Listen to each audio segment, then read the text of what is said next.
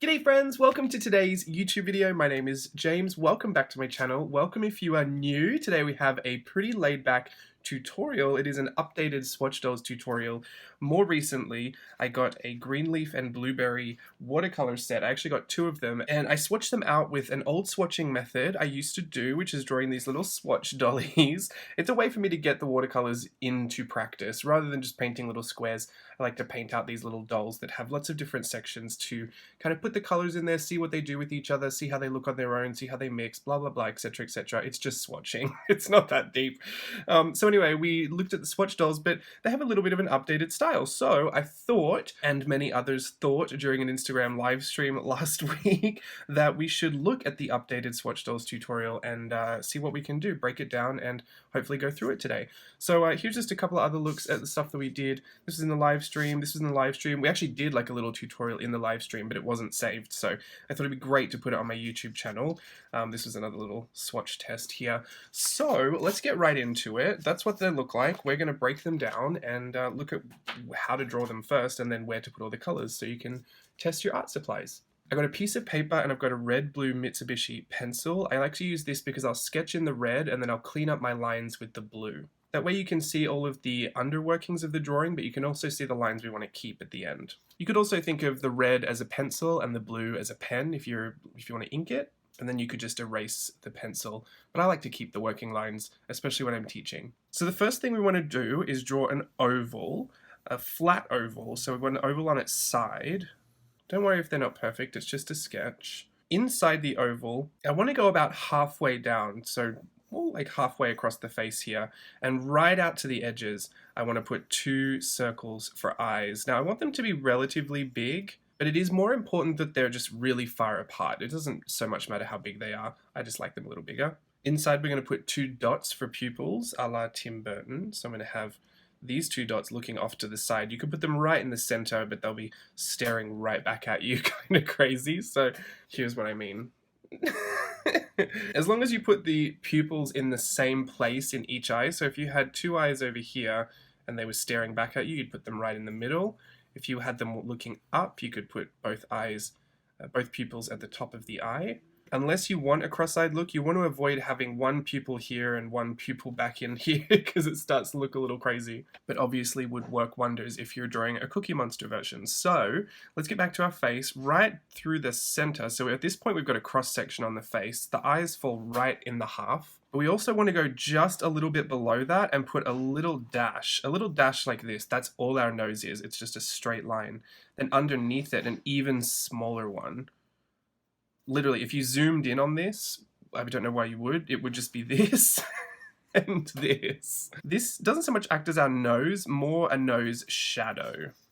And this more acts like the shadow in between the lips. So we're kind of, I know it doesn't look like much when you zoom in, but on a face this small, you don't really notice it. And we like to keep the features pretty plain on the Swatchdolls anyway. You could go nuts if you want to and just start adding lashes and all the extra craziness that sometimes I do add, but this is just the base that we're looking at today. The reason I like to do this is because I want to get a general feel for my face, and if I like it, I'll keep it like this, but if not, if say I want to shorten the distance between the mouth and the chin, because I think that looks cuter, I'm going to shave her face off at the bottom. So I'm just flattening that oval even more. Remember, it's a sketch, so we can still do this. We're not committing to anything with these red lines. See, I just think that looks a little bit cuter. You could draw the face first, but sometimes I just find that the eyes go too far apart, or I don't know why. I just like drawing the head first and then put the face in there. I say that today. I might change my mind next time. In any case, this is what I've been doing. The next step we want to do is put on their dress. The dress is a triangle. It was a triangle. It still is a triangle. But for these, we're making them a little bit more wonky. So let's put the triangle, there we go. Let's put a big triangle off this way. But to actually attach the dress to the neck, we're not going to have a really thin neck like we used to have. We're going to go just outside the nose and put a little notch on the face, and just outside the nose and put a little notch. Now we're going to connect those lines to our triangle. But as we go down the triangle, I want you to focus on, no matter what you're using, a pen, a brush pen, a pencil, on just varying the line weight as you go, which means just changing the pressure. So if you've got your pencil, press a little harder, then ease up a little harder, ease up a little bit, and if you can, get a really nice wonky look to it. So you might want to hold your pencil back for this and just connect those lines. This is just our sketch, so we can do it again with the blue. But this just gives it a bit more of a natural looking movement. Even at the bottom, you just want a slight curve to that triangle. Sometimes I like to just pinch the edge of that dress a little bit. Almost looks fluted. Next step is we're going to put 2 circles just where that head meets the dress. Those are going to be our puffy sleeves. And then right next to that, we're going to draw a W that hits the chin. That's going to be our Peter Pan collar. So if you want to look closer at this, we've got our head just here. This is our dress. We've got the circles that come right under the chin here, and then the Peter Pan collar. From there, I want to put 3 lines on my dress because I'm going to separate it for how I want to put my colors in. Remember, the reason I do this is to swatch. So I want to make sure that I can get a certain number of colors in. I find the most realistic to see all the colors properly and to have a good play with them is 6. And that's 1 for the face, 1 for the hair, and then 4 for the dress. So I'm going to put 3 lines on the dress, 1 right in the middle, and I'm going to go wonky and a little curved, like I'm trying to match the bottom curve of this dress. And then I'm going to halve that section again and halve that section again. For our arms, we're going to draw from the middle of that circle, or right next to the dress, we're going to draw almost like brackets that come to meet in the middle of the body. So you know how brackets when you're writing look like this? We just want to make them meet in the middle of that body. And then we're going to train track them, which to me just means run a parallel line that follows the same curve. We can taper it a little at the end so that it gets a little thinner, because then we're going to put 2 ovals that cross each other like little hands. When your drawing is this small, these little details don't become all that noticeable, so you can kind of cheat them with little shapes instead of actual drawings. We're going to do the same idea for the legs. Now she's kind of swayed this way, so she looks like she could be kind of flying, but we'll try and put her legs on as if they were coming straight underneath the middle of her face. So that means one leg is going to be right at the edge of that dress. And I'm just going to slightly bow them in a little bit, and then the other leg is going to be right next to it. It's only a slight curve because she is standing, her dress is all the way to the side, so the wind is blowing it that way, but we'll put the little ovals on going in towards the center. I'll show you another quick example here. If you've drawn the triangle a little bit more straight, this will help. So say that's your dress, and you've got the middle of your character running all the way through here, your little swatch doll. You want to put the legs on either side, but have them bow towards the center. Just a touch, and then put your ovals on to meet each other. Then she'll be standing all kind of pigeon-footed. Alternatively, you could have her legs flying off as well. That's fun.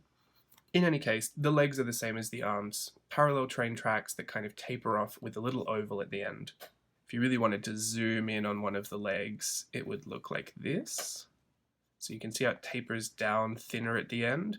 And I've got a little oval that comes in towards the center. Say the other leg is like this. I usually put a little fill of color at the end of my little oval, and then stripy legs or something fun, polka dotty legs. So that's just a detail if you want that. The only thing we have left now to do is the hair, which is actually pretty simple. We're going to put a smile line running across the top of her forehead. By smile, I mean, you know when you draw a face and you draw a smile? That's what I mean. A nice smile line. And then we're going to put little breaks in the hair because we don't want it to look stuck to her head. We want it to look a little bit full and a little dimensional. There is a theory to this. If you've got a ball and you've got straight lines on a ball, there's the center of the ball. When you're looking right at it, these lines are going to curve out to the right as they disappear around the curve. And these lines are going to disappear, curve towards the left, moving around the ball. So the same thing happens when you're putting on hair detail. Right through the center of the face, all the little hair detail on this side will be to the right, the curve, and all the hair detail on this side will be to the left. Now, if you've got curly hair, it goes back and forth, so you don't really need to worry. But for us, she's got relatively straight hair. So let's put our curves, our little breaks, flicking up to this top center point. So we can imagine this is where her bangs, her fringe is coming out of. We're going to put the little breaks that curve all the way back up, pointing towards that little dot. So they're just pointing back to their place of origin, and I put a few on there. And that looks like her little bang. You can connect them if you want. I'm going to put 2 circles. These are reference circles. We don't actually need the circle part, but I just want to make sure the size is even and the place is even. The placement, sorry. So I'm going to put the circles next to the eyes, just underneath it a little bit, and this is her little bob that will kind of curl back in on her face. So I'm going to start at the top of that hair and just come around. I don't want to leave the headline too much because that'll look like she's teased out all her hair, and it's quite flat until it gets to this curl. When we do get to this curl, we're going to round out over the side, and the same thing, the same with our curves, they're all going to be left curves coming back into the face. Can you see how we've just kind of made a little dimensional bob there? So we're coming around the side of the head, staying close to it until we get to that circle. That's going to be our guide. And we're going to curve around and put our little hair breaks back in. From just above the eye, over on that bang, we want to cut into the face just a little bit so her hair looks like it's falling on her face, and curve back in. There we go. And there she's got a little bob. The only other thing you might want to add are little notches for eyebrows. You can make them really mean, you can make them really shocked or surprised, depending on how you put them. I'm just going to put them relatively flat because I like mine to look a little mysterious and a little unbothered.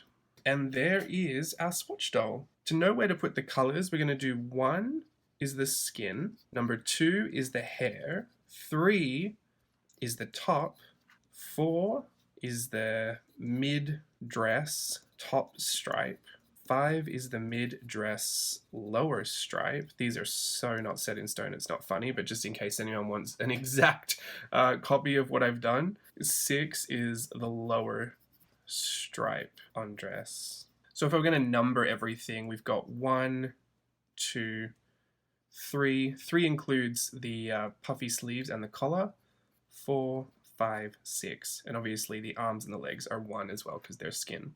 And there you go. That is the updated Swatchdoll tutorial. We have little examples here for you to look at. The only differences between these ones are honestly the rendering style. There are a few decorative elements, like they've got more stripes on them. The legs are really long, and they're not fully striped. They've got little colored socks on as well. They've got little antlers too. I think even these have little lashes. She's got some little gold detailing and some dark eyes. This one I've changed the face, and then this one's pretty true, except I've given her a bit of a longer top and I've changed the stripes, and she's got a birthday hat. I guess it's not the same. But she is our little updated swatch doll, and I'm going to just outline her in blue so we can keep all the lines we want to keep now. Now, just because you drew it in doesn't mean you have to outline it. Sometimes I'll only pick up the most important parts of the drawing, and then sometimes I'll just exaggerate more as I go. So if I feel like a curve could be more dramatic, or I feel like something could be exaggerated a little bit more, I can re-edit during this process as well. Like say I want these sleeves to be a touch bigger, I'll just make them a touch bigger. Just remember though, any change, even a really subtle one, will change the entire look of your piece. So if you're really happy with something, try and line it as close as you can to what you drew. And don't forget that when you change mediums, you're also going to change the effect. So if you really like the way it was looking in a pencil sketch, my advice would be to do it again in a pencil sketch, because typically sketches don't translate super well when you're inking them and cleaning them all up. Sometimes, unless you really like that clean look. I don't particularly. I mean, I used to, and then I do sometimes. I go in and out of phases, honestly. I could like a different thing for every day of the week. But sometimes there's a real charm to the sketch, and maybe you just want to add some watercolor to the sketch. And then other times you might want to clean it up a little bit and see if you can make the style a little more presentable, I guess. It's all subjective, really. I encourage you to find your own way to do it that makes you feel the most successful. Now there are little tutorials on these swatch dolls for different holiday like overlays. So I think there's a Halloween one and a Christmas one. There's probably an Easter one as well, I think. Sometimes I put a little shading at the bottom here with some little spots for ground, just so she's not floating in the middle of the air. Unless she is floating, in which case I'll put the ground here and she can just float. But if you want to check those out, have a look at the Swatchdolls tutorials on my channel, and you could take your updated version and add some of her holiday decor. Thank you for following along with me today. I look forward to seeing what you come up with, and I'll see you again soon. Bye!